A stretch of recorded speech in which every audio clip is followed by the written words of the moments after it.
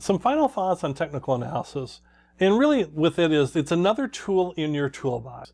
I would say it's okay to use with fundamentals too. I think why not have more information, at least a certain amount of information.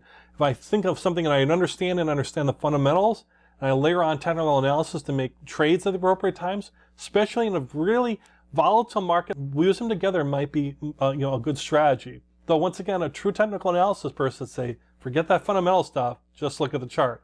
I like to use a little bit of both. Also, what's important is use what you're comfortable with, right? I've given you some examples here. There's other things you can go through. You can read entire books and things on technical analysis, but use what you're comfortable with and makes sense to you. If the cup and handle just seem just a little too much, a little complex, but just simple trend lines work for you, great. Use what works for you.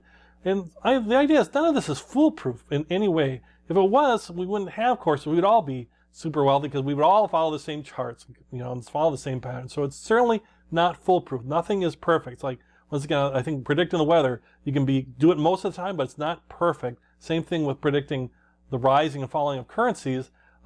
There's no perfect method to it, just tools that we can use to give us a better chance to be successful, and that's the idea. And technical analysis can really help you with that. And one thing with technical analysis too, I've showed you some of the most common ones, some of the most widely known, used all the time, very effective ones.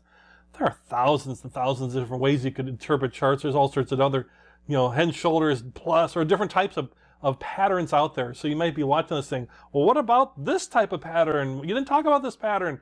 Because there's thousands out there, and you can take a whole, courses on technical analysis. And if you love technical analysis from this part that we've talked about, take another course on technical analysis, get really super deep in it. That's good, go for it.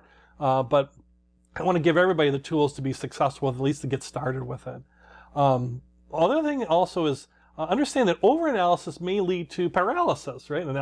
Paralysis by analysis is a term out there in the business world, which leads you to do nothing.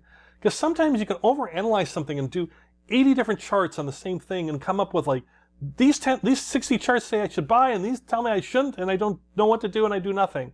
So don't overanalyze is my recommendation. Use what you're comfortable with, use your fundamentals, use your technical analysis, use what you're comfortable with, and use your gut and all that stuff.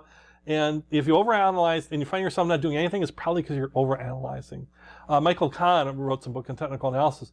Had a great quote where he says, too much analysis may assign meaning where there is none. So where you can have analysis leading to paralysis. Sometimes what happens if you do too much analysis, you might actually start seeing things that really aren't there because you just overanalyzed it too much, you did too much analysis, and you're assigning meaning to something that really isn't there. Where with less analysis, it actually makes show the patterns start to emerge in more a true way versus something where I'm just kind of overanalyzing it, and now I might be seeing something that's not there. It's in effect like a mirage, in the desert.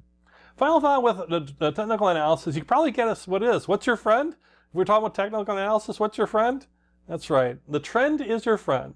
And so follow those trends, but the key part of it is wait for the trend to develop. Where people get messed up with technical analysis, they haven't let the trend develop. They think, oh, I think it's developing, but it really hasn't. They jump in too soon, and then they're disappointed. Let the trend develop, not all the way, because you don't want to be at the end of your trend, but of course, but let it develop, and then go in with confidence.